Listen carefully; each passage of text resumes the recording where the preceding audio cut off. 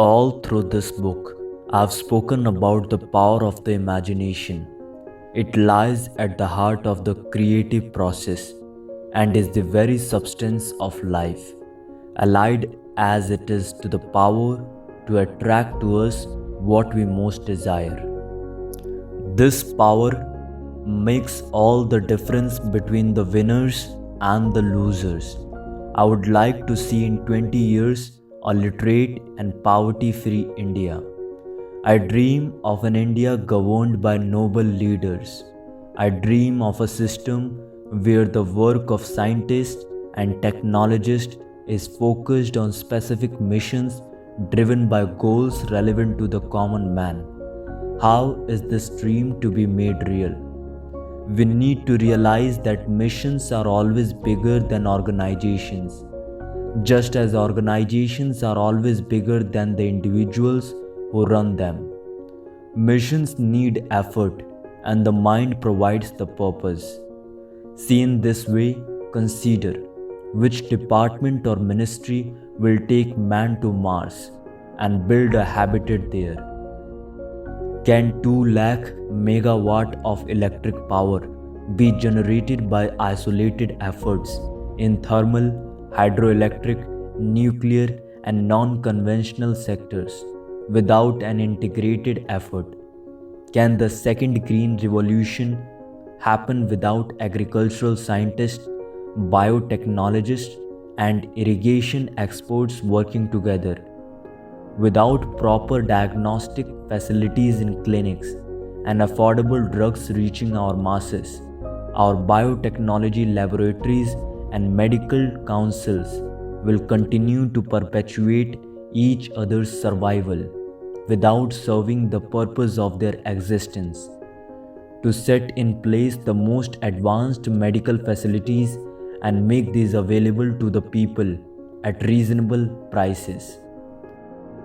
I have dwelt upon my own experiences that made me aware of the energy field which is created by a vision. It is a power that arises from deep within you.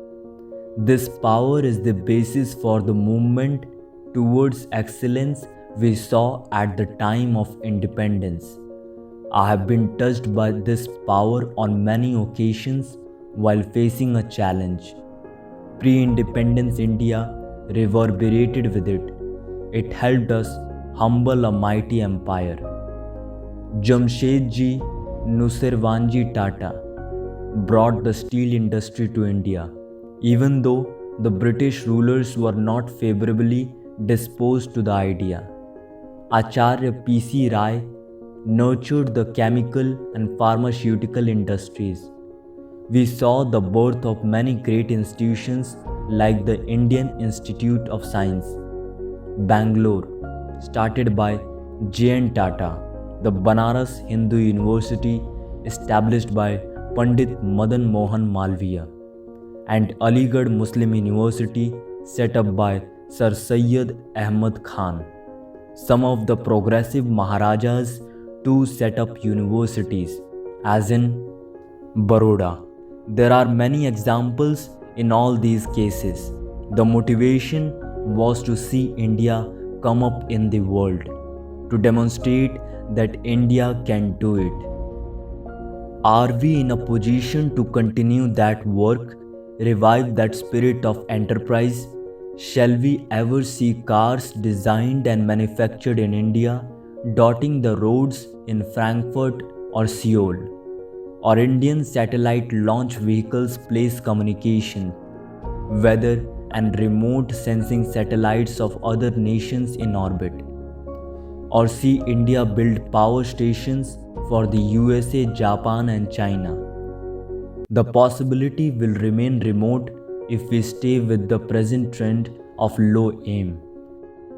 Today we are witnessing good progress in the software sector, but almost all of the hardware is imported. Can we rise higher on the value scale there? Can India design an operating system that will become a household name in the world of computers? Our exports consist to a large extent of low value raw material. such as iron ore and alumina?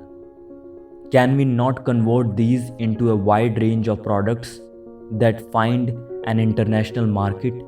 We have hundreds of defense production industries, but why does India not manufacture and market the main battle tank, missiles, aircraft, guns, and other defense equipment? We have the most important core competence in the form of our multifaceted manpower and basic infrastructure. What is that we don't have? Let us think what prevents us in undertaking such challenges. We have to analyze how we can give a new dimension to our style of functioning by cutting across the individual interest of various ministries and even industries and institutions to follow an integrated action plan. The motive force has to be love for the country. We need a vision that is shared by the entire nation. In the drive for development, some states are faring better than others in the country. Bright young entrepreneurs have energized the national technology scene. Bangalore, Chennai, Mumbai, Delhi, and Hyderabad are hubs of business activity. But even though the IT sector is a very visible area of success and has brought in some capital investment in terms of overall development, this is not enough. Even if you take up the IT area as a mission, manpower is the most important need. Those living away from the cities must also have access to a good education to join the talent pool, and this should happen fast. My visits to the northeastern states, Tripura and Assam, and to Jharkhand showed me our untapped potential. Tripura's economy rests on forest products, including bamboo cultivation. It is rich in mineral wealth as also in natural gas. But the transport facilities are in bad shape. It is difficult to travel, interact, and organize business. There is isolation. In Jharkhand, there is mineral wealth besides its resources in terms of forestry products and handicrafts, all of which need to be developed. In Assam, there is no shortage of resources and the state has good educational infrastructure. All the ingredients required for a developed economy are there, but there is insurgency and unrest among people. A focused mission will integrate people. States such as Tamil Nadu, Andhra Pradesh, Punjab, and Karnataka have made me realize that much can be achieved once efforts are made to channel development, funds for improvement in areas such as education and health. These and other states can become good examples of economic development. Our intellectual forums, political platforms, academic institutions, and chambers of commerce are full of discussion and debate. There is noise, a lot of it in fact. There are endless debates, arguments, hypotheses, and theories, and yet there is little progress. However, the theme of a developed India is not discussed in boardrooms and technology conferences. I want all of us, institutions, political parties, industries, communities, families, individuals, at every level to take full responsibility for what is good or bad in our situation, for what we possess and that which we do not. This would mean that we stop blaming others for the circumstances we find ourselves in. Taking responsibility also means a willingness to exercise our abilities to the fullest. This will make us worthy of enjoying the benefits that come with effort. What I have tried to tell you in this book is that we must be aware of our higher self and view ourselves as citizens of a developed nation. We are a great civilization and each one of us born here must trust in the wisdom of this civilization. Our scriptures tell us that there is no barrier between us and the world, that we are the world just as the world is in us. It is for you to put yourself in tune with the music of the universe. There are a few points I would like to mention.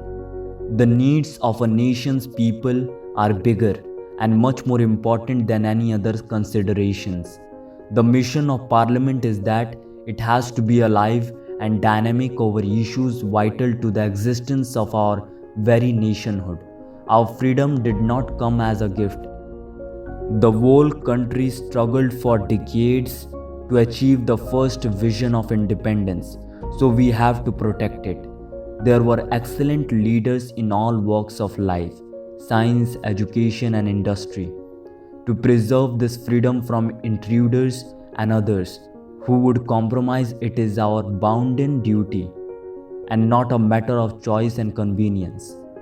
No ideology is above the security and prosperity of our country. No agenda is more important than harmony among the people. Students should get ready to transform India into a developed nation.